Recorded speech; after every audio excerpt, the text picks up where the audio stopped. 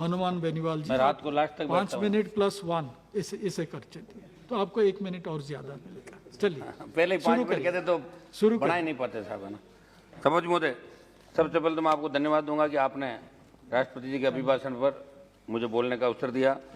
सभापति महोदय, सरकार अभिभाषण किसी भी सरकार के विजन का आईना होता है। सरकार की रीति नीति कार्यों को लेकर अभिभाषण जो बातें कही जाती है, उससे हमारे देश की लोकतांत्रिक व्यवस्था में शासन के विजन को समझने में, सरकार के कार्यों को मानने में आसानी होती है। मगर इस अभिभाषण के अंदर राष्ट्रपति महोदय ने 82 बिंदुओं के माध्यम से जो बातें कही, उसमें ऐसा कहीं प्रतीत नहीं हुआ सरकार की कमी, खामी या नाकामी का हिस्सा थे, उनका कोई जिक्र इसके अंदर नहीं किया गया। सभापति महोदय, आपने 2047 के शताब्दी वर्ष की बात इस अभिभाषण के अंदर सरकार ने कही है, लेकिन देश का पिछड़ा वर्ग, गरीब, दलित, अल्पसंख्यक ये तो आज भी अपने अधिकार के लिए संघर्ष कर रहे हैं।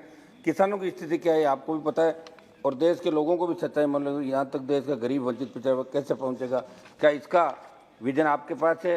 क्या आप इस बात की गारंटी दे सकते हैं कि आप जिस आज़ादी के अमृत महोत्सव की बात करें, वह आज़ादी देश के आखिरी व्यक्ति तक पहुंच पा रही है? क्या आपको भी पता है कि सच्चाई क्या है? जिस उत्तर प्रदेश का आप ढिंडोरा पीट रहे हैं, वहाँ चुनाव है, वहाँ जाकर देखिए क्या स्थिति है। आज भी वहाँ के गरीब के वोट, उनके अधिकार कुछ खास लोगों के द्वारा ही तय किए जाते हैं कि किसको मतदान करेंगे। आज भी उन लोगों को आज़ादी का मतलब तक नहीं पता। सभापति महोदय, कोरोना के संकट काल के अंदर देश को बचाने के लिए जिन कोरोना वॉरियर्स ने, योद्धाओं ने काम किया, तीसरी लहर भी चली गई, ईश्वर की कृपा रही हिंदुस्तान के अंदर। बड़ा बलिदान देने के बाद भी हम अभी सेफ साइड के अंदर हैं। मैं उन कोरोना योद्धाओं को धन्यवाद देता हूं। साथ ही इस जंग में जो दिवंगत हो चुके हैं, उन नागरिकों, भाइयों को श्रद्धांजलि अर्पित करता हूँ। महोदय, अभिभाषण में कोरोना की स्थिति और देश के स्वास्थ्य सेवाओं का जिक्र हुआ, लेकिन मैं आपके माध्यम से बताना चाहता हूँ कि एम्स की एक रिपोर्ट के अनुसार देश में स्वास्थ्य संबंधी आपात स्थिति से निपटने के लिए इंतजाम नाकाफी थे और पूरे अस्पताल के 3 से 5% बेड इमरजेंसी विभाग में, और कोरोना संक्रमण के दौर में इस रिपोर्ट का खास महत्व है, क्योंकि रिपोर्ट के अनुसार ज़्यादातर अस्पताल डॉक्टरों, विशेषज्ञों, नर्सिंग स्टाफ की कमी से जूझ रहे हैं। साथ ही अन्य संसाधनों का अभाव, और इसका असर मरीजों और खासतौर से आपात सेवाओं पर भी पड़ रहा है। सभापति महोदय, मेरी मांग रहेगी कि अस्पतालों में अविलंब मानव संसाधनों की कमी को पूरा करने की जो जरूरत देश में थी, उसको वर्तमान सरकार अपने कार्यकाल में प्रमुखता से रहे।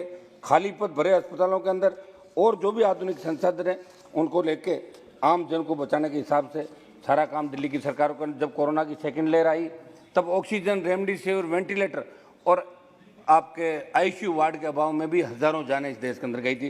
तो संविधान और आरक्षण और दलित अत्याचार के संबंध में बिंदु संख्या 14 में राष्ट्रपति ने संविधान के शिल्पी बाबा डॉक्टर अम्बेडकर, भीमराव अम्बेडकर, उनके आदर्शों का जिक्र तो किया, लेकिन मैं सरकार से पूछना चाहूँगा कि सरकार द्वारा सरकारी नौकरियों को खत्म करना, आरक्षण को खत्म करना नहीं है, क्योंकि आरक्षण सिर्फ सरकारी नौकरियों में, इसलिए सरकारी नौकरियों में कटौती का मतलब आरक्षण का कमजोर होना भी है। ऐसी परिस्थितियों में सरकार वंचित वर्गों के साथ अन्याय करी है।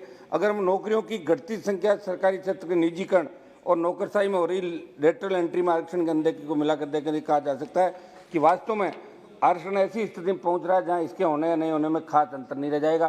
सभापति महोदय, अभिभाषण में स्वाधीनता, सम्मान तथा भाईचारे का जिक्र किया। मैं आपके माध्यम से बोलना चाहता हूँ कि देश के उत्तर प्रदेश, बिहार और मेरे राजस्थान राज्य में दलितों पर हो रहे अत्याचार को लेकर लगातार जो मामले सामने आ रहे हैं, वे चिंताजनक है। ऐसे में सरकार को आज़ादी के दशकों बाद भी दलित उत्पीड़न के मामलों में लगाम लगाने के लिए ठोस उपाय करने की आवश्यकता थी, मगर ये आवश्यकताएं पूर्ण रूप से धरातल नहीं आ पड़ी। सभापति महोदय, देश में किसानों का जो हाल है वो आपसे छुपा नहीं। बहुत बड़ा आंदोलन देश के अंदर हुआ और 750 से ज़्यादा किसानों ने शहादत दी, और बाद में सरकार ने तीनों कृषि बिल भी वापस लिए। मैं ये नहीं समझता कि जिन किसानों ने, जिन जवानों ने मोदी जी को दूसरी बार प्रधानमंत्री के पद पर बिठाया, एनडीए के साथ साथ अकेली भारतीय जनता पार्टी को 303 सीट देकर अकेले बहुमत दिया, उसके बावजूद भी किसानों को भूल कैसे रहे, जवानों को भूल कैसे रहे? मैं ये याद दिलाना चाहूँगा, बिंदु संख्या 22 से लेकर 29 तक कृषि से जुड़े मामलों का बखान किया गया। पिछले साल हमने देखा कि सरकार ने ये स्वीकार किया कि हमारी तपस्या में शायद कोई कमी रह गई। अध्यक्ष जी, तपस्या तो सरकार कर रही थी, इस तपस्या में वो 100 किसानों को कर रही थी। 750 से ज़्यादा किसानों की शहादत को बिना स्वीकारे सरकार ने तीनों कृषि कानून वापस लेने का ऐलान किया, मगर किसान आंदोलन के दौरान जो हड़धर्मिता सामने आई वो पूरा देश जानता है। सभापति महोदय, प्रधानमंत्री जी ने कहा कि किसानों की आय दुगनी करेंगे, और किसान इन पर भरोसा करके 2 बार इनको सत्ता के अंदर लेकर आए। सदन को याद दिलाना चाहूँगा कि इसी सरकार ने 2022 तक किसानों की आय को दुगनी करने का टारगेट निर्धारित किया, लेकिन इनके वादे और जमीनी हकीकत की खाई ने भारत के किसान को संकट को दुगना कर दिया।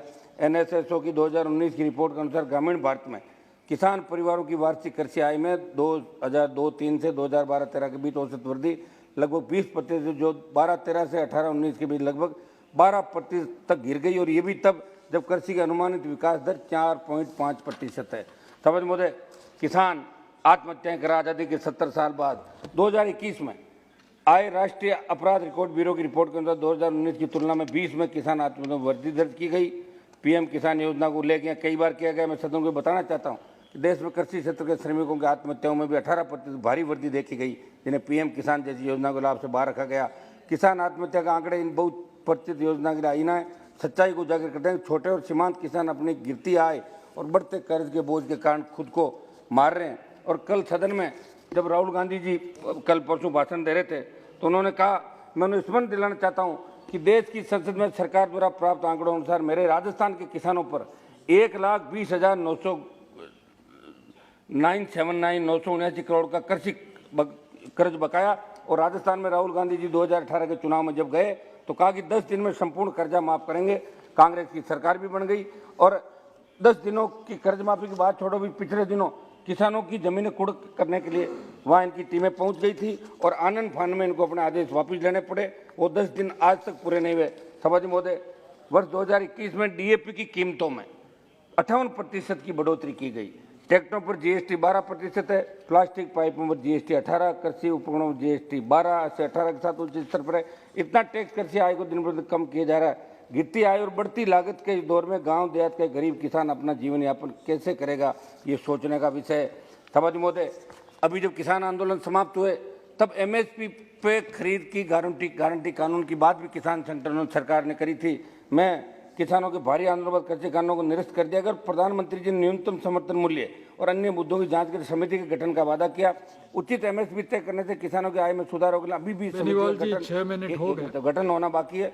गन्ना ही नहीं, गेहूं और धान की एमएसपी खरीद के आंकड़े बता रहे हैं कि सरकार ने वित्तीय वर्ष 20-21 की तुलना में साल 21-22 में करीब 34 लाख कम किसानों से खरीद की, यानी लाभार्थी किसानों की संख्या घट गई, जिसकी वजह से करीब 78 लाख मीट्रिक टन अनाज की कम खरीद हुई और सरकार को करीब 11,000 करोड़ रुपए कम खर्च करने पड़े। इसलिए किसान को सशक्त बनाने के लिए एमएसपी पर कानून बनाने था। एमएसपी पर किसान की पूरी उपज खरीदने, अभी 25 क्विंटल खरीदते राइडर लगा हुआ है, पूरी उपज खरीदने की नीति बनाने की जरूरत है। साथ ही मेरे प्रदेश राजस्थान में सिंचित क्षेत्र को विकसित करने की जरूरत है। राजस्थान की भौगोलिक स्थिति देखते हुए विशेष राज्य का दर्जा राजस्थान को मिले। सभापति महोदय, एक युवाओं पर मैं मेरी बात कहूँगा, फिर राजस्थान के अंदर 1 मिनट। सभापति महोदय, हाल ही में रेलवे भर्ती में शामिल युवाओं ने उत्तर प्रदेश में विरोध प्रदर्शन किया, जिन पर पुलिस ने खूब लाठियां बांधी, युवा घायल हुए। कुछ ऐसी स्थिति बिहार में रेलवे की एनटीपीसी की परीक्षा में परिणाम हुई। कथित धांधली के खिलाफ प्रदर्शन दौरान बनी 19 में जारी 35,000 नौकरियों के लिए 1.25 करोड़ युवाओं ने अप्लाई किया। 3 साल होने के बाद भी युवाओं को नौकरी कहीं दूर दूर तक नई नौकरी दिखाई दे रही। ऊपर से अपना हक मांग रहे गरीब परिवारों से आ रहे युवाओं को ही बेरहमी से पीटा गया। समग्र देश में रोजगार की हालत यह है कि केवल केंद्र में 8.72 लाख पद खाली पड़े। वहीं केंद्र सरकार के अंतर्गत आने वाले भर्तियों जैसे केंद्रीय विश्वविद्यालय, IIM, IIT, PSU, बैंक में 4.25 लाख भर्तियां खाली। ये हमारे देश के मध्यम वर्ग से आने वाले युवाओं के सबसे बड़ा विश्वासघात है। उन्हें नौकरी लेने का कोई मौका ही नहीं दिया जा रहा। नौकरी तो बहुत दूर की बात है। सभापति महोदय, मैं एक बात आपसे ये भी कहना चाहूंगा कि लास्ट 2 मिनट था ना, लेकिन देश में राष्ट्रीय स्तर पर युवाओं में बेरोजगारी की जो आंकड़े सामने आए इतने भयावह। मेरे राजस्थान की अगर बात करो तो एक समाचार पत्र की रिपोर्ट के अनुसार हर दूसरा ग्रेजुएट राजस्थान के अंदर बेरोजगार है। 20 लाख से अधिक युवा राजस्थान में, तो बिहार, हरियाणा व हिमाचल प्रदेश जैसे राज्यों में हर तीसरा ग्रेजुएट हुआ बेरोजगार है।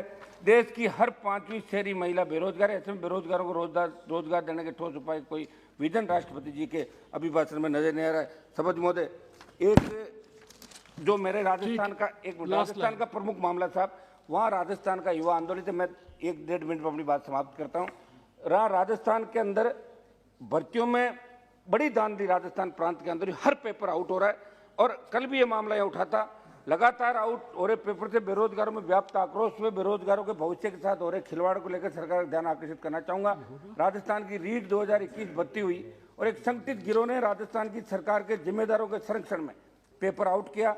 दुर्भाग्य इस बात का है कि माध्यमिक शिक्षा बोर्ड अजमेर के जिन जिम्मेदारों की भूमिका परीक्षा को करवाने की थी, उन्हीं जिम्मेदारों ने पेपर आउट करवाया। समझ महोदय, राजस्थान रीट के मामले में पेपर आउट होने के बाद बोली लगी 5 करोड़ तक पेपर बिका। जिसने जितनी ज्यादा रकम लगाई उसको पेपर पहुंचा। आरबीएसई द्वारा शिक्षा संकुल में गैर सरकारी व्यक्ति को पेपर की निगरानी के लिए नियुक्त कर देना और राजस्थान की जांच एजेंसी एसओजी द्वारा यह स्वीकार करना कि शिक्षा संकुल से पेपर आउट एक मिनट साहब, लास्ट एक मिनट, पेपर शिक्षा संकुल से आउट और इंगित करता है कि राजस्थान सरकार में बैठे मंत्रियों, अधिकारियों एंड सीएमओ की सह के बिना संभव नहीं था।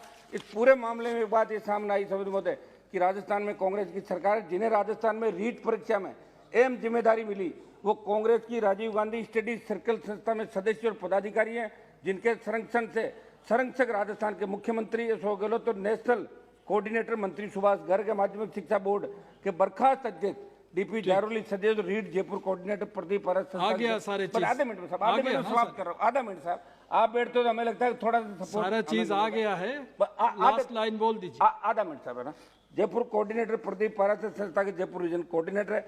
एसओजी राजस्थान सरकार की एजेंसी, इस पर्दे के पीछे जो असली मगरमच्छ उन्हें वो नहीं पकड़ पाएगी, क्योंकि पेपर जब आउट हुआ तब राजस्थान सरकार जिम्मेदार दावा करे थे कि पेपर आउट हुआ ही नहीं, इसलिए मामले में सीबीआई जांच जरूरी है। चूंकि पेपर एक संगठित गिरोह ने बड़ी रकम लेकर कई लोगों को बेचा, इससे साफ जाहिर है कि मेहनत करने वाले व्यक्तियों के साथ बहुत बड़ा धोखा हुआ है। सभापति महोदय, मैं मांग करता हूं कि दिल्ली की सरकार इसके अंदर इंटरफेयर करे, इस रीट को रद्द करे, इसकी सीबीआई जांच करे और जारोली को बर्खास्त करने से नहीं होगा, धन्यवाद, गिरफ्तार करे। मेरी बात समाप्त कर दो साहब, पूरी बात समाप्त करने से 10 साल पहले आरटेट के पेपर जिस फर्म से छपवाए गए थे उसी फर्म से इस बार भी छपवाए गए और गड़बड़ी उस समय भी हुई, उसका बावजूद एजेंसी को फिर से प्रिंट का जिम्मा दे दिया गया। फिर राजस्थान के किस अधिकारी ने उस फर्म को ये काम दिलवाया, ये जांच का विषय, क्योंकि वित्तीय घोटाला भी इस पूरे मामले में हुआ है, क्योंकि इस फर्म को 130 करोड़ रुपए का आसपास की राशि का भुगतान किया गया। हनुमान जी 11 मिनट हो गया, इसी प्रकार आखिरी सारी चीज आ गया। मैं बोल देता हूँ, लास्ट मेरा पूरा नहीं आ गया, बस मैं पूरा करूंगा। इस प्रकार वर्तमान राजस्थान सरकार कार्यकाल में 5 बड़ी भर्ती परीक्षाएं हुई, 5 परीक्षाओं के पेपर आउट हुए।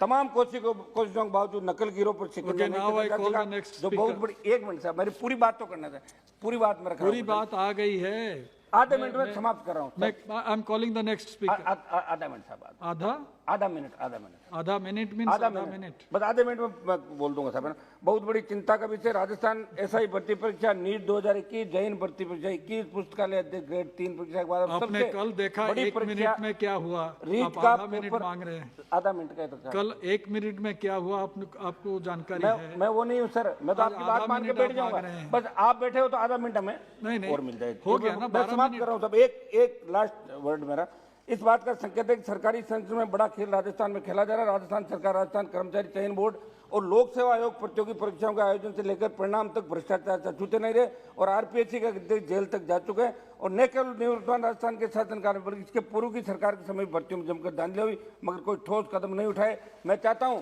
कि ठोस कानून इन नकल गिरोह के खिलाफ बने और ऐसे मामलों में भर्तियां रद्द हो और सीबीआई जांच। और आप संसदीय समिति अध्यक्ष महोदय, एक मिनट, लास्ट बात कह रहा हूं मेरी, एक बार मैं चाहता हूं कि आप सीबीआई जांच राजस्थान की सरकार देती, वो नहीं देगी, क्योंकि उनका पूरा ग्रुप मंत्री, आईएएस, सीएमओ सारा इन्वॉल्व है। हम चाहते हैं कि आप दिल्ली की टीम भेज के गवर्नर से रिपोर्ट मंगाए, संसदीय समिति जाए और सारी भर्तियां जिन जिन के पेपर आउट हुए उनको रद्द करा के नौजवानों को नए सिरे से रोजगार दे। ये मैं आपसे आश्वासन चाहता हूं। सभापति महोदय, आपने बोलने का अवसर दिया, बहुत बहुत धन्यवाद।